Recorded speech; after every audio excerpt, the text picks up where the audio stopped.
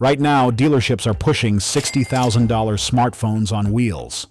They are loaded with sensors and software that turn into an expensive paperweight the second the network goes down. That's not a tool, it's a liability. Today, we're stripping away the digital distraction. I'm revealing 7 mechanical survivors. Trucks that don't need a software update to start or a sensor to idle. The number 1 truck on this list is the closest thing to a mechanical cheat code ever built. When the grid goes dark, your touchscreen won't save you. Your truck will. Let's begin. Number 8. Datsun 724 4x4. Tiny, lightweight, and brutally simple. This little pickup keeps surviving because it never needed much to begin with. That is exactly why it matters. This truck is not about brute force. It is about lightweight, a carbureted Z24 4-cylinder, a 5-speed manual, and a compact chassis with very little extra stuff to fail. In a true energy crunch, that matters more than fake toughness. The engine is low stress, the driveline is basic, and the whole truck asks less from every moving part.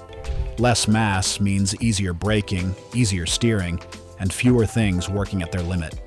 Another reason the old 720 survives is that carb service parts are still common enough, and the truck does not bury simple repairs under layers of modules, cameras, and coded electronics. You are dealing with plugs, hoses, a carb, a clutch, leaf springs, and a manual transfer case.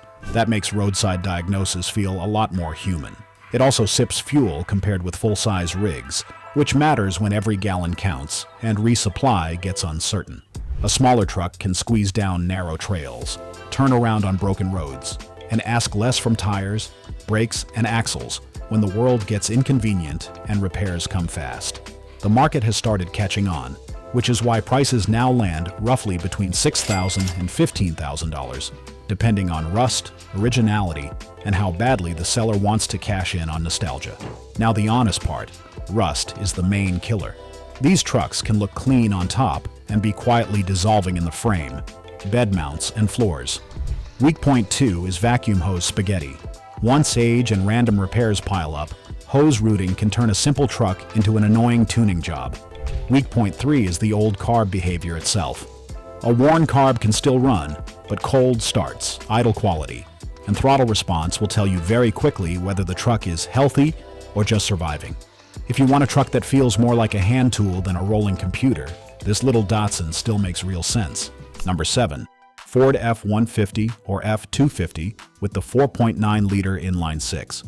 Some trucks earn respect with horsepower, but this one earned it by starting every morning and hauling through years of hard use. Let me be honest. This is not the purest no-electricity truck on the list. It is the accessible one. The truck that still gives you a fighting chance because it is simple enough to keep alive without turning your driveway into a science project. The best setup is the 300 inline-6 with a manual transmission if you can find it, because that pairing gives you the whole point of the truck. People still love this engine for good reason. It makes low-end torque. It is built around cast-iron simplicity. The parts supply is deep, and every old Ford mechanic already understands its strengths and weaknesses. This engine earned its reputation by doing boring work for a very long time. It was never trying to be fast. It was trying to start, pull, idle, haul, and come back tomorrow. That matters more than brochure numbers. It will not impress anyone at a stoplight, but it will idle forever, pull like a tractor, and keep rewarding clean maintenance instead of punishing age with instant electronic tantrums when newer trucks start feeling sensitive. Prices are still all over the map because condition changes everything, but a fair lane is about $4,500 to $15,000, depending on the cab, bed, drivetrain, rust, and whether some previous owner hacked it up. Now the weak points. Fuel system and sensor age matter, especially once old lines, brittle connectors, and tired injection or carb pieces start stacking up. Exhaust manifold leaks are another classic problem, and that ticking sound can go from a minor irritation to a full exhaust mess if ignored. Cooling system neglect is the third trap. An old Ford 6 will forgive a lot, but stale coolant, weak hoses, and a tired radiator still kill good engines. So why does it make this list? Because when you open the hood, it still feels like a truck, not a coded appliance. You can understand the layout, source the parts, and usually figure out the problem without begging a dealer for permission or needing a laptop just to feel useful.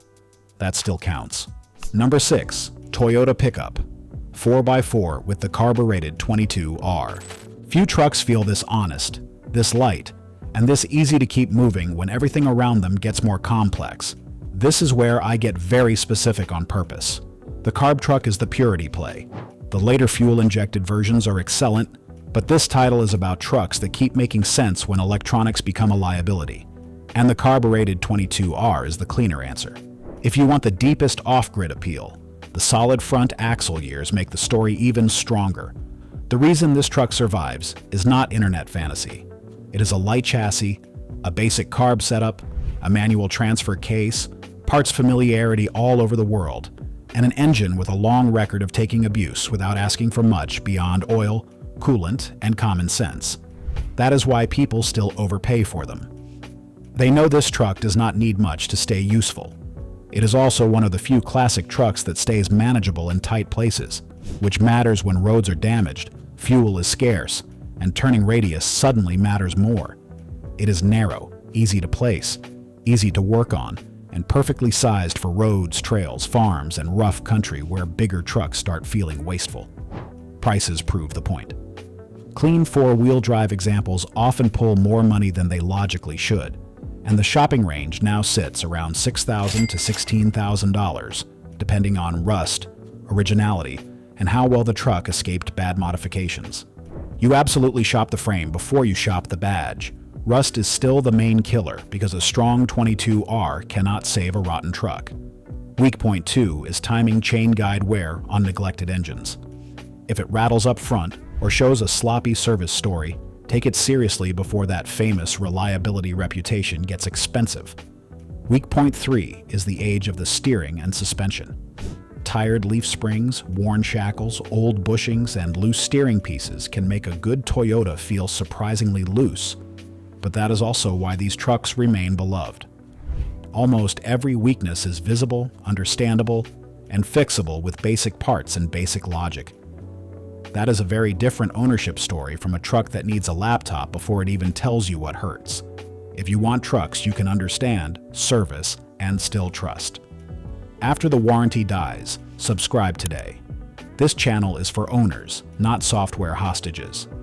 Number 5. Ford F-250 or F-350 with the 6.9 IDI diesel. This old Ford matters because it still feels like a workhorse first, a diesel second, and a headache never. The right target is the 1983 to 1987 F-250 or F-350 with the 6.9 IDI diesel, ideally backed by a manual transmission. This truck sits in a sweet middle ground between simple old gas truck logic and full mechanical diesel toughness. Mechanics respect it because the injection system is mechanical. The engine makes strong low-end torque. There is no modern emissions hardware to ruin your week, and the whole thing was built to work, not to impress somebody at a coffee shop.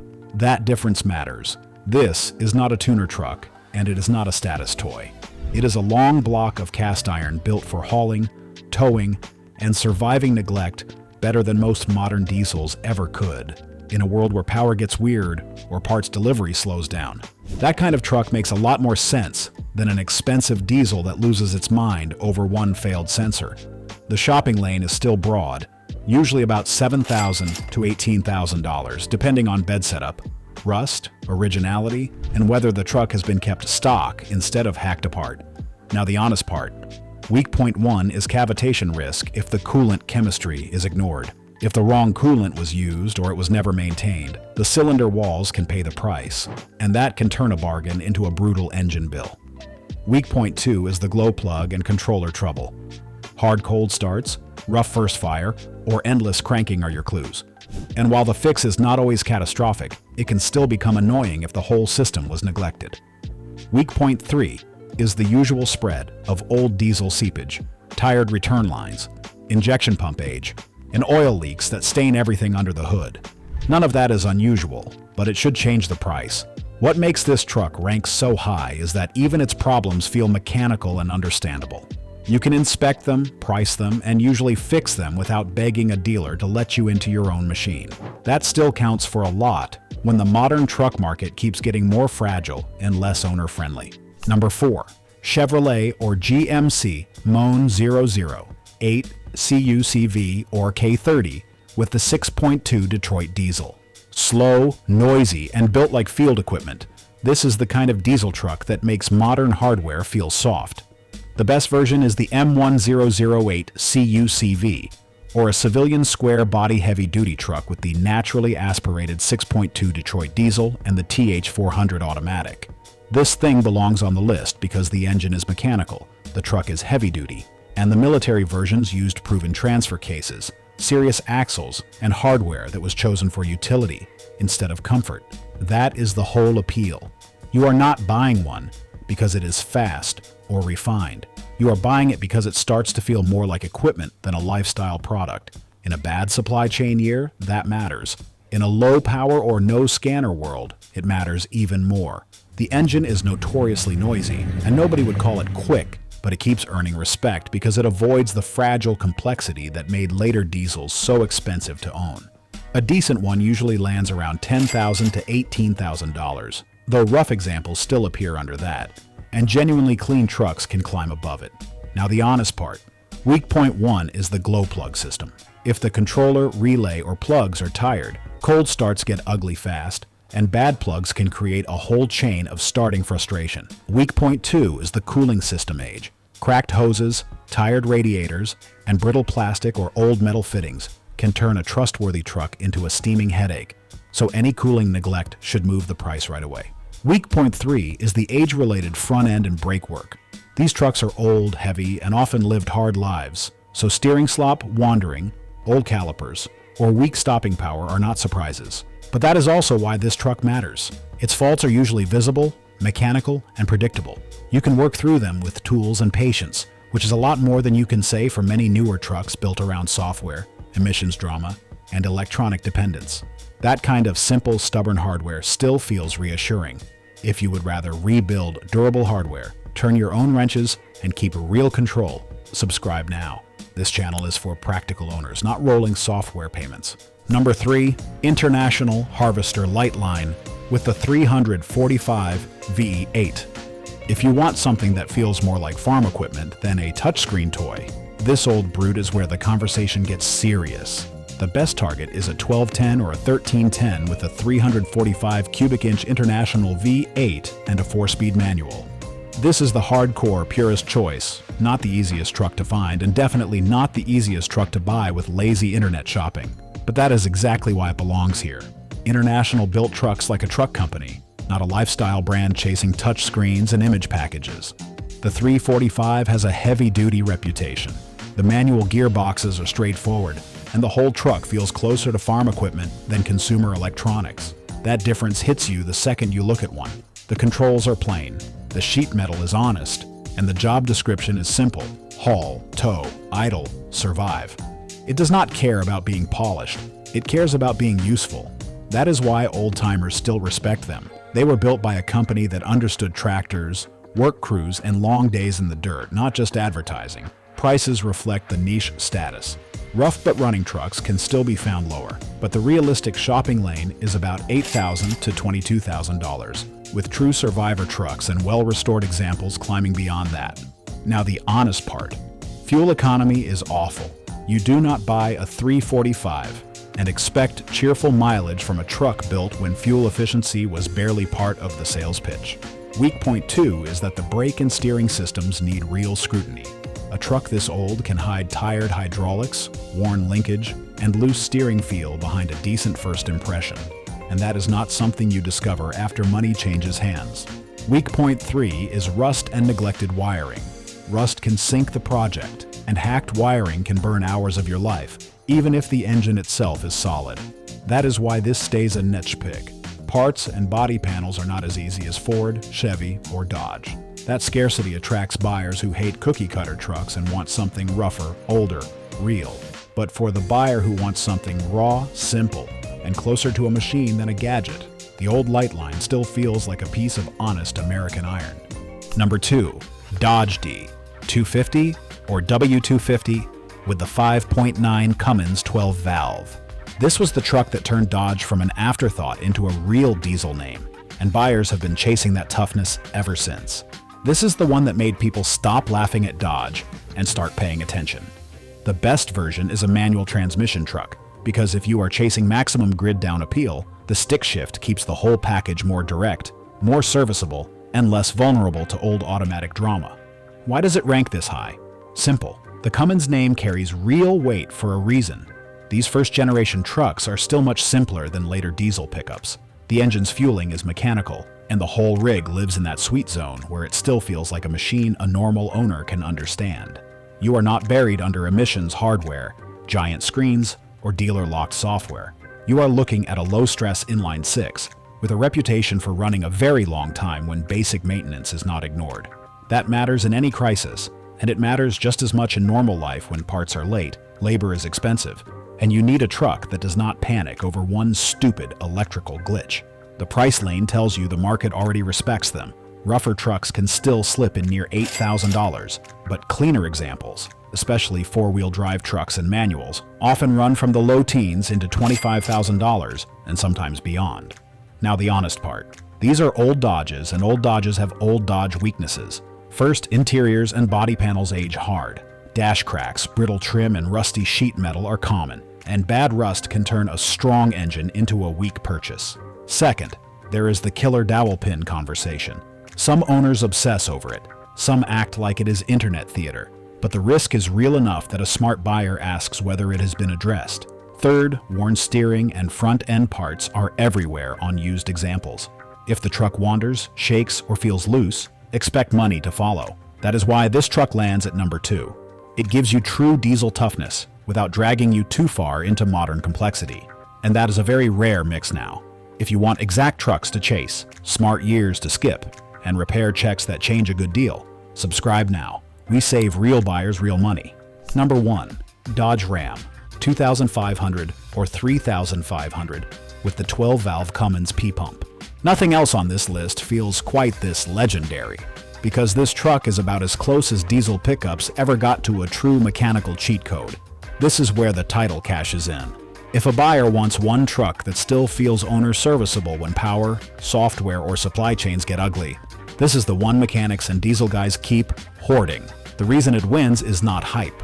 It is mechanical fueling, huge low-end torque, massive aftermarket support, no modern after-treatment nonsense, and one of the strongest reputations in diesel truck history. The P-pump is the heart of the legend. The earlier VE pump trucks are great, but the P-pump trucks feel like the final form of the old-school Cummins idea. They are still simple, still direct, and still much easier to diagnose than later diesel trucks that added layers of electronics, sensors, and emission systems. Add a manual transmission, and the package gets even more attractive for anyone who wants maximum control. That is why clean ones barely stay on the market. The market already voted on this truck's durability, and the prices prove it. A rough one can sometimes be found near $12,000, but most decent trucks live well above that. And clean manual four-wheel drive examples regularly push into the 20s or 30s. Nice trucks at $35,000 no longer surprise anyone, which tells you everything you need to know about long-term demand. Now, the honest part. The first weakness is front-end wear. These trucks are heavy, old, and often modified, so worn track bars, tie rods, ball joints, and steering slop are common. If it wanders, shimmies, or feels busy over bumps, budget accordingly. The second weakness is the automatic transmission on trucks that were not cared for. A lazy automatic behind a stout Cummins can become an expensive lesson fast, which is why the manual trucks bring stronger money and calmer ownership. The third weakness is overpriced junk. That sounds harsh, but it is true. The legend is so strong that sellers now ask serious money for rusty, tired, badly tuned trucks, just because the badge on the fender says, Cummins. You cannot buy the myth. You have to buy the truck. Still, when you find a clean one, you are looking at something very special. It feels like a truck you can still own, still understand, and still keep alive without surrendering your wallet or your freedom to a rolling software subscription. That is why it finishes first. Click the next video now, because we are covering the trucks that look tough, sound right, and still leave owners stranded when bad design, emissions gear, or hidden electronics finally bite hard. That is why this channel exists. Fewer gambles, fewer distractions, and more trucks you can trust when money gets tight, roads get rough, and repairs need to make simple sense.